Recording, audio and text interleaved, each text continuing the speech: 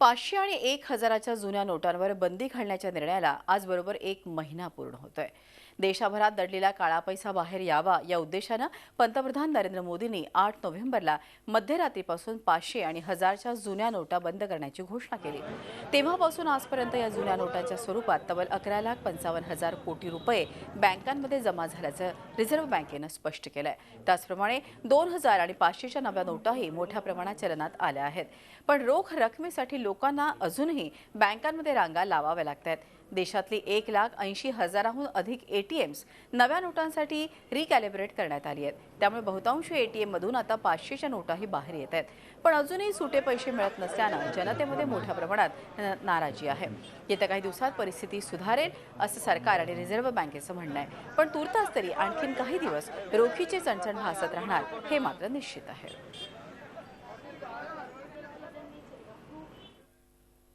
नोटाबंदीच्या निर्णयामुळे देशातल्या सर्वसामान्यांच्या जीवनावर थेट परिणाम झालाय। या निर्णयामुळे काळ्या पैशाला किती आळा बसलाय हे येत्या काही दिवसात स्पष्ट होईल। पण नोटबंदीचे काही फायदे आणि काही तोटेही गेल्या महिन्याभरात बघायला मिळाले। एक नजर टाकूया या फायदे आणि तोट्यांवर। बँकांच्या तिजोरी रोखीचे 11.5 लाख कोटी रुपये जमा, तर रिझर्व्ह बँकेनं मात्र फक्त 4 लाख कोटींच्या नव्या नोटा बाजारात आणल्या। येत्या काळात व्याजाचे दर कमी होण्याची शक्यता आहे। तर तोटा आता बघूया। मोठ्या प्रमाणात रोकड नष्ट झाल्यानं रिअल इस्टेट, सोन्याच्या खरेदीमध्ये मोठी घट झाली आहे। कॅशलेस अर्थव्यवस्थेच्या दिशेने देशाची वेगानं वाटचाल, तर ग्रामीण भागात अजूनही ई वॉलेट विषयीचं अज्ञान कायम आहे।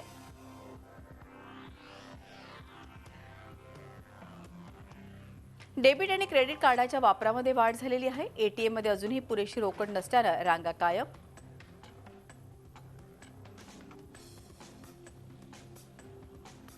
बँक आणि स्वाईप मशीन विक्रेत्यांची मोठी संधी। इकडे शेतकरी बाजार समित्यांमधल्या व्यवहारांवर मोठ्या प्रमाणात गंडतात।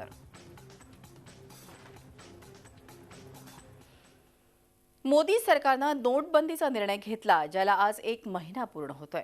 ग्राहकांचा मनस्ताप कमी करण्यासाठी 50 दिवसांची मुदत खुद्द पंतप्रधान नरेंद्र मोदी यांनी ग्राहकांकडे मागितली। पण 30 दिवसात परिस्थिती बदलली काय याचा आढावा घेतलाय आमच्या प्रतिनिधी दीपाली जगताप पाटील यांनी।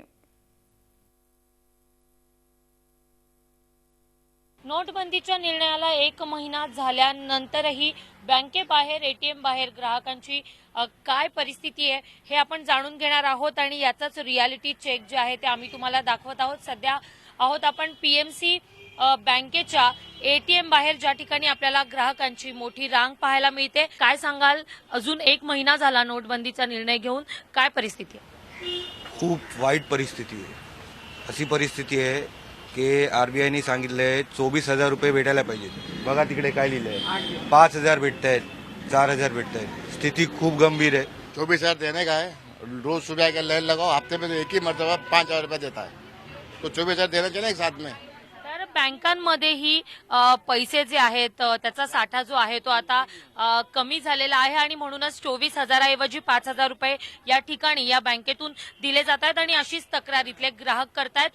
पुढच्या बँकेतही आपण जाणार आहोत, एटीएम मध्ये जाणार आहोत, तिथे काय परिस्थिती आहे पाहूया।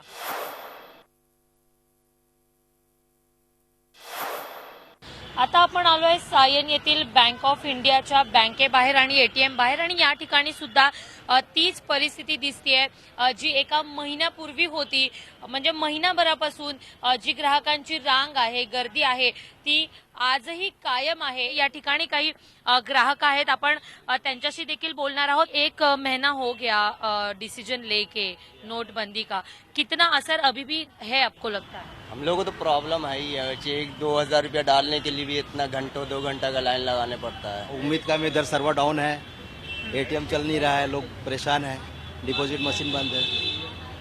तर अनेक ठिकाणी एटीएम मशीन्स सुद्धा बंद आहेत, तर अनेक ठिकाणी एटीएम मशीन्समध्ये पैसे नाहीयेत आणि म्हणूनच जिथे एटीएम सुरू आहेत किंवा बँका ज्या चालू आहेत त्या ठिकाणी अशा प्रकारची गर्दी जी आहे ती पाहायला मिळते। आणखी एका एटीएम बाहेर, बँकेबाहेरचं रियालिटी चेक जे आहे ते आपण करणार आहोत।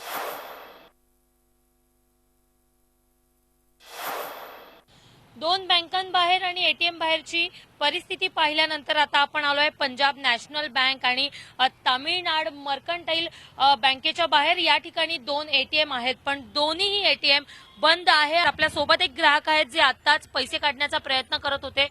काय सांगाल, या ठिकाणी पैसे आहेत का? पैसे नाहीत एटीएम मध्ये, भरपूर प्रॉब्लेम येतो. 2000ची नोट निघते असली तरी पण सुट्ट्याचा प्रॉब्लेम येतो. प्रत्येक एटीएम मध्ये गेलं की तीच परिस्थिती भेटते. एक महिना उलटला तरी परिस्थिती फारशी बदललेली नसल्याचं चित्र पाहायला मिळत आहे. व्हिडिओ जर्नलिस्ट उमेश भालेरावसह Deepali Jagtap Patil, Zee media, Mumbai. Zee 24 तास रहा एक पाऊल पुढे.